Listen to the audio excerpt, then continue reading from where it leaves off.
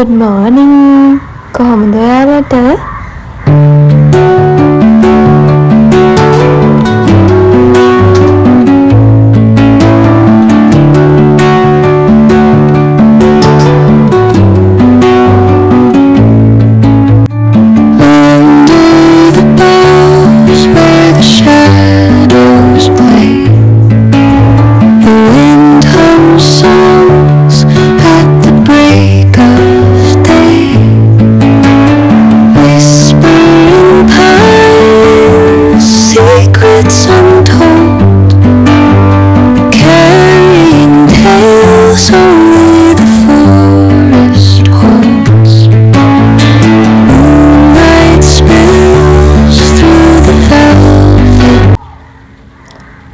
ඔන්න ඉතින් මං අද උදේම නැගිට්ටා. මයි කාමරේ පොඩ්ඩක් ලස්සනට තියන්න තමයි මේ හදන්නේ. දුකින් ඉන්න හැමෝටම සතුටින් ඉන්න පුළුවන් වෙන ලස්සන ඉරිදා දවසක් වේවා.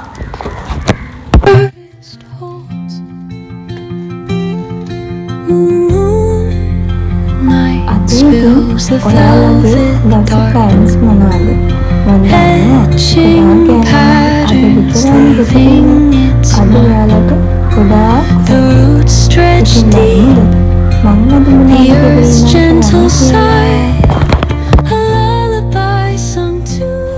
හයි. ඉතින් අද ඉරිදා මම දැන් ගේ අස් කරලා මේ ආවේ ඉරිදට කෑම හදන්න. ඉතින් අම්මට පොඩ්ඩක් සනීප මදි නිසා මම අද පොඩ්ඩක් සැරට මේ චිකන් එක හදන්න යන්නේ.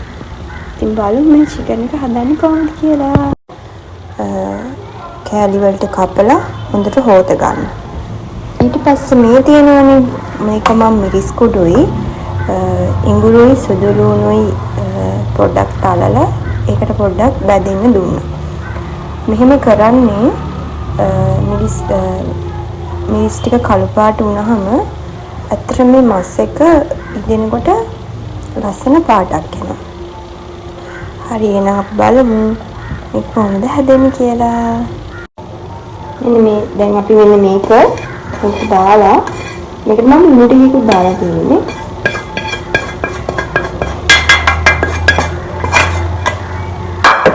මේක හොඳට මික්ස් කරගන්න. මේ භාජනය නම් පොඩ්ඩක් ඉඩමදි. ඔයාලා භාජනයක් අරගෙන හොඳට මේක මික්ස් කරලා විනාඩි 15ක් විතර මේක මේ හොඳට ලුණු දිසාව ගන්න එක තියෙනවා. මෙන්න මේක හොඳට මික්ස් කරන්න ඕනේ. මම අලුත් දෙන භාජනයකට දාලා මේක දැන් හොඳට නාගන්න යන්නේ.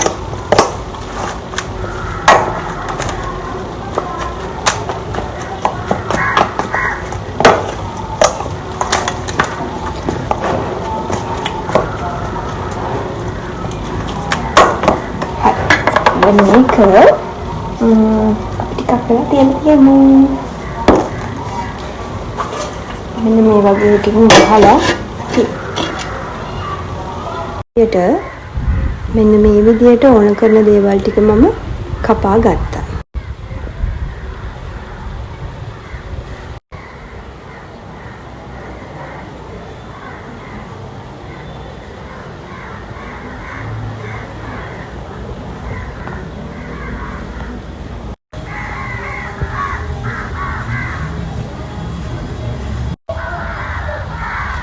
මම මේ කොහෙද යන්නේ බලන්නකෝ.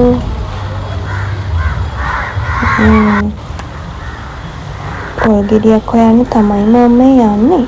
ඔයාලා කැමති නම් චිකන් කරි එකට පොල් ගෙඩි කෝට්ටයක් විතර දාන්න.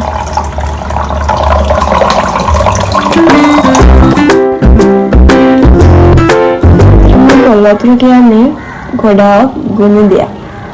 ගොඩාක් අය මේක විසික් කරනවානේ. මම නම් කරන්නේ මේක බොනවා. හරි. අපි දැන් චිකන් එක හදමුකෝ.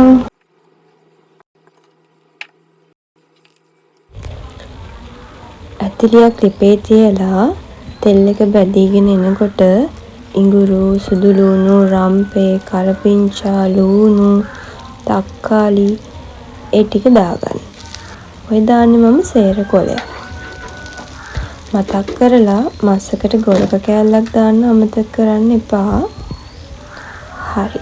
දැන් ඕක රන්වන් පාටට බැදීගෙන එනකොට මම තව මිරිස් ටිකක් දානවා. මොකද මම මේක සැරට හදාගන්න නිසා.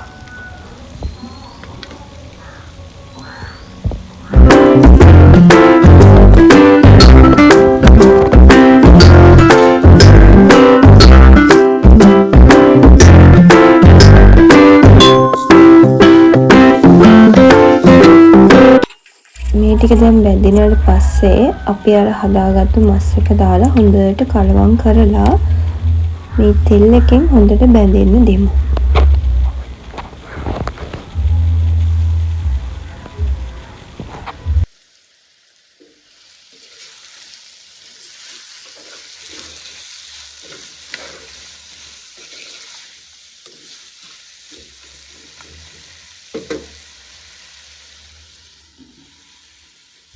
ඊට පස්සේ ගින්දර පොඩ්ඩක් අඩු කරලා පියනකින් වහලා මද ගින්නේ උයාගමු.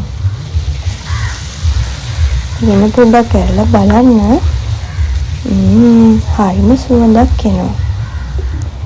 තව පොඩ්ඩක් පියනකින් වහලා තියලා අපි බලමු ඊළඟට කොහොමද චිකන්.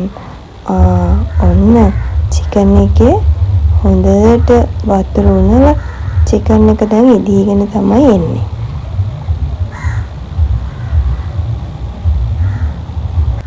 හරි. විනාඩි 20ක් විතර මෙහෙම ඉදුණාට පස්සේ ඔයාලා කැමති නම් පොල් කිරි ටිකක් ඒකට එකතු කරගන්න. කැමති නම් විතරයි. නැත්තම් අපිට ඔය විදිහටම තියන්නත් පුළුවන්. ලුණු බලලා චිකන් එකේ රස බලන්න. හරි. චිකන් කරිය නම් දැන් හරි.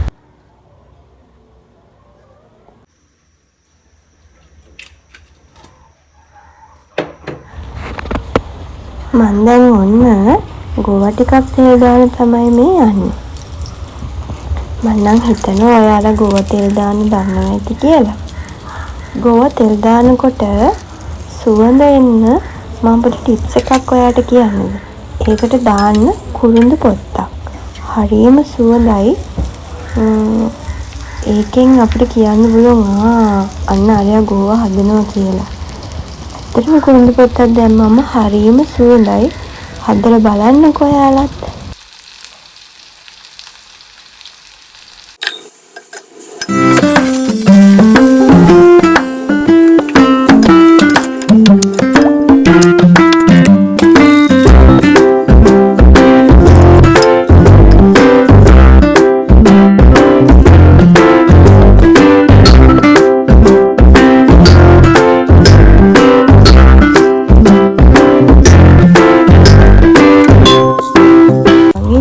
කම්මැලි නැතුව මස් එක සැරට හැදුවා වගේ පරිප්පු කරියකුත් හැදුවා කිරට.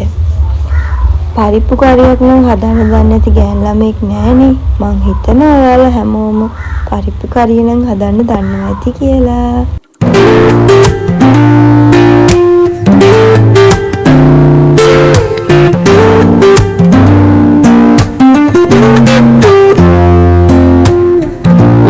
Up late, missed the morning glaze, but the sunlight hits in so many ways. Grab my shades and hit the street. හරි ඉතින් කතාවෙන් කතාව මම උයලත් ඉවරයි.